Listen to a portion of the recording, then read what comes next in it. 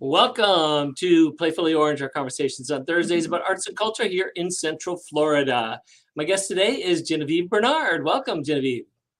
Hi. Hi, Terry. How are you? Good. Well, Genevieve, you have been involved in various arts here in Central Florida for a number of years. When did you come to Central Florida? I came to Central Florida in 1997. Yeah, that's when I moved here in 1997 from Pennsylvania. Okay. And at that time, were you, did you know that the arts was your career path? I think I was hoping the arts were my career path at that point. I was choreographing the movement for a drum corps that was sponsored by Disney. And so I would come back and forth to Central Florida. So I only knew that I would go to Disney, I would work on that project, and then I would go home. So I knew that the arts were my path in some way. I just wasn't sure of the exact path. A drum corps. So how did that happen? How did that happen? I have done drum corps and color guard, which is like the spinning of all the flags and rifles and sabers and dancing, since I was 10 years old. Up north, there's a lot of like organizations for little kids to participate in that. And then I did it all through high school, and I even went to college for it. There are colleges up north that have color guards that then support drum corps. And I was at a world championships and someone asked me, they said, "I work at Disney and would you like to do this?" And I was like, yes. So that's kind of how it started. That's how the wheels got rolling for me to come to Central Florida. They must have seen that you've been doing something exciting or innovating. Yeah, I choreographed some of the shows that was in the World Championships that year, and I think they took an interest in my work and my style of choreography. All right, so you're like, okay, I'm flying to Florida every once in a while. I might as well just live there. Yeah, I don't know. You know what? I did it for 2 years, went back and forth, and then I was like, I'm gonna move here and do this. And shortly after, they were like, oh, and now the project is over. So then for me, I was kind of like, oh no, what do I do? And that's when I started seeking out art stuff in Central Florida and kind of discovered that there was a downtown. I started painting pottery at a pottery shop in Winter Park, which was a big deal because the woman that owned that shop knew a lot about the arts in Central Florida. And she said, oh, you should go here. You should go to this. You should do that. And that kind of set that spark. And then at the same time, I started seeking out dance, and ended up at a dance concert at Dr. Phillips High School, sitting in the audience. And the person next to me, who I did not know, looked at me and said, "Do you teach dance?" And I said, "Oh, actually, I have a degree in dance and I'm looking for a job." And then she said, I heard that Orange County Public Schools is starting a dance program. You should find out about it.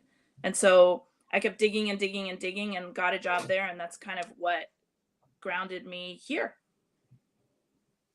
So you were a full-time teacher in the Orange County Public School system. Yep. Yeah. And then what? It was a magical little school. I'm turning my computer a little. There was a magical little school at one point that had, it was an elementary magnet school in OCPS. And it lasted for a couple years. So there was like a full-time track for kids, and teachers, but I mean, there was full-time drama, dance, art, vocal music, and instrumental music. It was amazing. It was an amazing little gem. And so, yeah, that kind of started me in OCPS and teaching dance in Central Florida. And then during that same time, in the evenings, I started, looking for dance opportunities for me as an adult and as a creator. And then found a dance class, found some other dancers. And then that's when we kind of started Voci. And how long did Voci last? Voci still exists. It just always kind of evolves in different forms. Yeah, Voci still exists. We're actually, even this week we're teaching classes in OCPS. And then, the pandemic was a little bit odd, so we did some dance on film and some distant stuff. But but yeah, we still exist and we still create dances, and I think it's been like almost 20 years or more. Wow. Yeah. Wow. But you have since then moved into some more administrative or producer kind of roles? Yes? What are you doing Yeah. now? Yeah, so right now I am the education manager and the Kids Fringe producer at Fringe, at Orlando Fringe. Um, and I started my journey with Fringe many, many moons ago with Voci, or even pre-Voci. I had a show in Fringe and I just was like, oh, this thing is cool. I think it was a flyer, like a little flyer that I found somewhere saying that this Fringe thing existed. So I fell in love with Fringe, and now I'm the education manager, and I manage the Fringers of the Future program, anything with Kids Fringe, um, at Orlando Fringe. You have had some time now to see our community being involved mostly from dance, but in many areas. Yeah. What are your thoughts about Central Florida's arts and cultural scene? Wow. I mean, I think that um, I think there's definitely been a lot of evolution. I think for smaller groups, or I have seen now again from that dance perspective. Um, when my friends and I started Voci, we couldn't find any other kind of like modern or contemporary dance in town. Um, and now, there's a lot of like small companies and little offshoots and dance performances happening and site specific work. So in that regard, I see a lot of growth, in that dance community.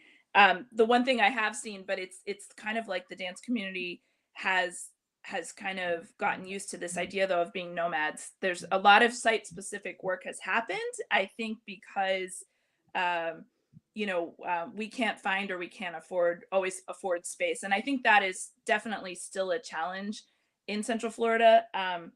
But the interesting byproduct of it has been that I've seen and I've done some work in really interesting and really unique spaces. Um, so yeah. Like a swimming pool of someone's backyard? Totally a swimming pool in someone's backyard. That was me. I did that. Yes. I always had a dream of doing a water ballet. So it happened. It's a Yes, fringe that, show. and it's a Fringe show. It was a Fringe show. Dances in trees, dances in parks, dances on sidewalks, dances on top of buildings, on top of the library. We've done that. Um, I just went to a rehearsal of a group that I'm I'm giving choreography to for a show at Fringe, and they're doing a show in the trees over at the end of Lock Haven Park and around that blue statue at the Orlando Museum of Art. So I'm yeah, like the alternative site specific stuff is definitely something that there's been I think a lot of growth in our arts community, of that kind of work. What do you what would it look like if there were the spaces that you think that the dance community needs? What would it look like? I would think it would look like that there would still be, I think there would be an expansion of maybe the kinds of work. I think there would still be site specific work because now I think the world is definitely interested in that. However, I think there would be more concert work or work that could be done indoors, and even more with multimedia stuff where if you had a space, you could do those things, or even if things that involve sets, things that involve props that maybe you need a building or an indoor space for, and even more if there were spaces with proper flooring. you know I think that would expand more of what you would see that dancers could do, because sometimes flooring is an issue for like safety or for bodies.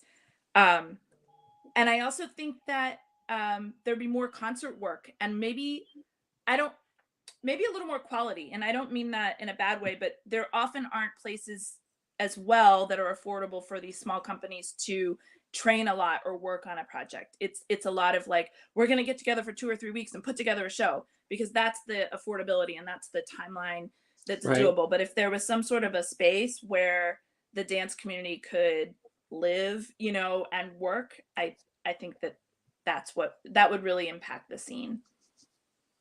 Very good. Well, you never know. We, as you've said, we are growing and evolving very rapidly as a cultural center. So thank you Yeah. for being part of it since the 90s.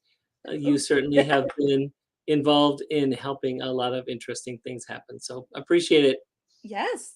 Thanks Thank for you. spending time with me today. And thank you for watching our Playfully Orange conversation about arts and culture in Central Florida. I also on Tuesdays send a live feed of Diverse Orange talking about diversity here in Central Florida. Cool. Thanks, everyone. Thank you. Bye, Terry. Bye. Bye.